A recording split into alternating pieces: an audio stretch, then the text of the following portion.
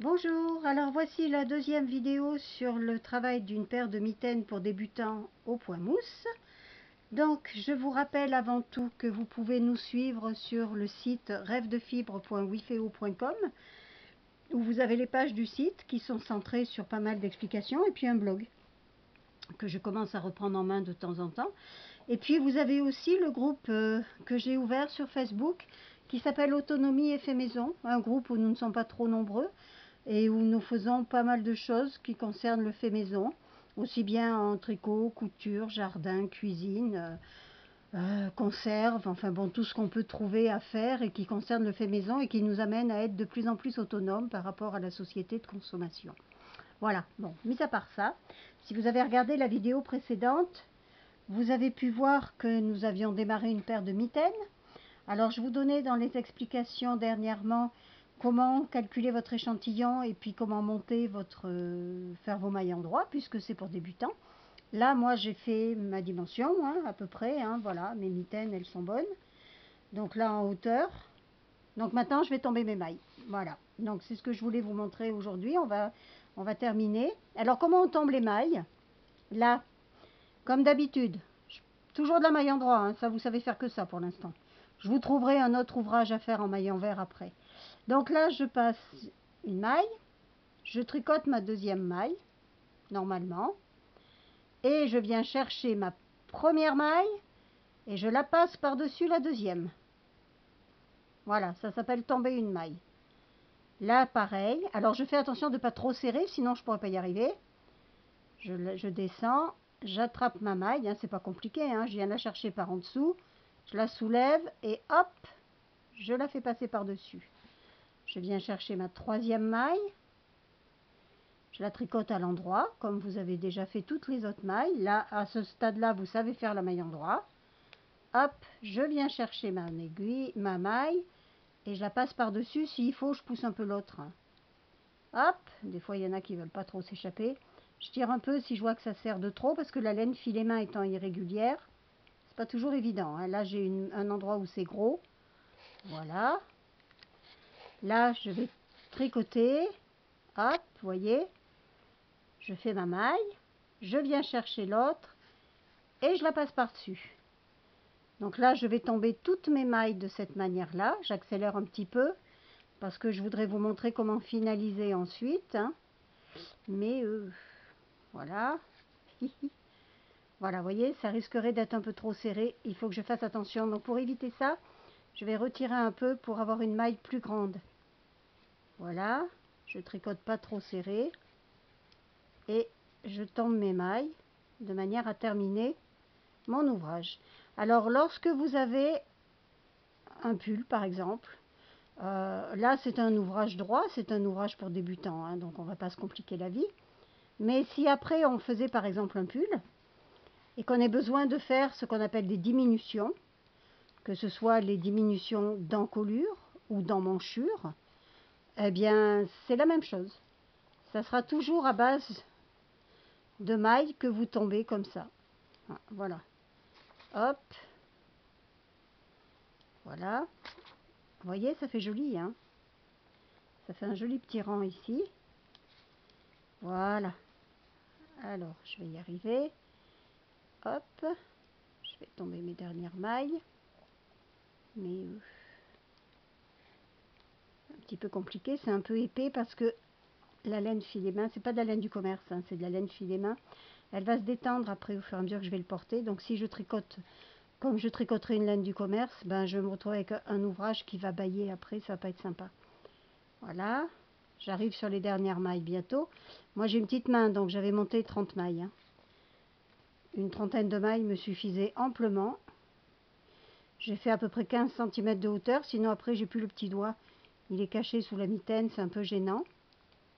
Et je vais vous expliquer comment terminer ensuite. Hop, voilà. Mais vous êtes témoin qu'elle m'embête. Hein. Voilà, je remonte un peu la laine. Kikine même. Hein. Voilà, il m'en reste plus que 5 à tomber. Ça va être vite fait. Voilà, je tricote ma maille en droit. hop, je viens chercher la maille et je la fais tomber par-dessus.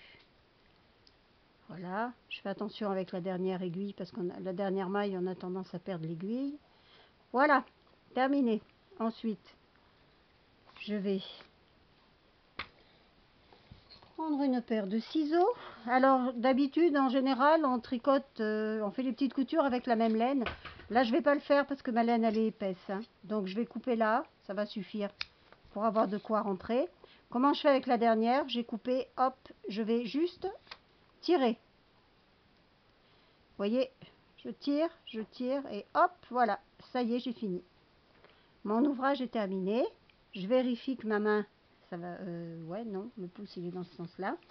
Donc je sors mon pouce, bien sûr, et voyez, là j'ai une petite mitaine qui est sympa. Voilà. Je couvre un peu mon poignet, je suis pas trop en haut. Alors après, je vais la positionner pour voir à peu près comment je veux, si je veux plutôt en haut, si je veux plutôt en bas. Parce que je vais bien sûr être obligée de laisser une ouverture pour mon pouce là. Donc voyez, moi je vais la mettre à peu près comme ça. Bon, mon poignet est couvert, c'est pas en partie. Je vais venir coudre ici, là. On voit bien? Je vais venir coudre ici, à peu près jusque là. Voyez, là. Ça va, Rookie? Je vais venir jusque là, hein, que le pouce puisse sortir, mais qu'il reste un peu au chaud. Et après, je vais recoudre ici à peu près, oh, ça va faire à peu près 1 cm pour moi. Pour vous, ça fera peut-être un peu plus. Attendez, voilà, parce que mon ouvrage est comme ça.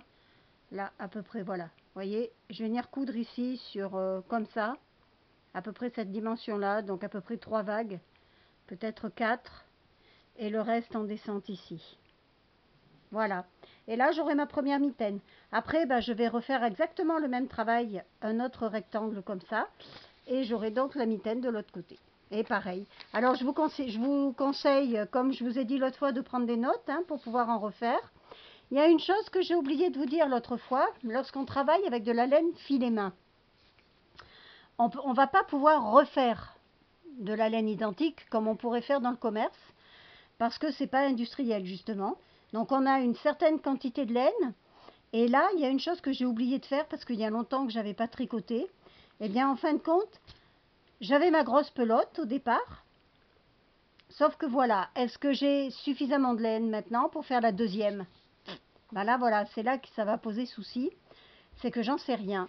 Et que j'ai oublié de faire une chose, c'est qu'il y a une technique toute bête, c'est que lorsque je veux travailler sur 2 ouvrages identiques avec la même pelote de laine, je dois peser ma pelote de laine. J'aurais dû prendre ma pelote au tout début, la peser.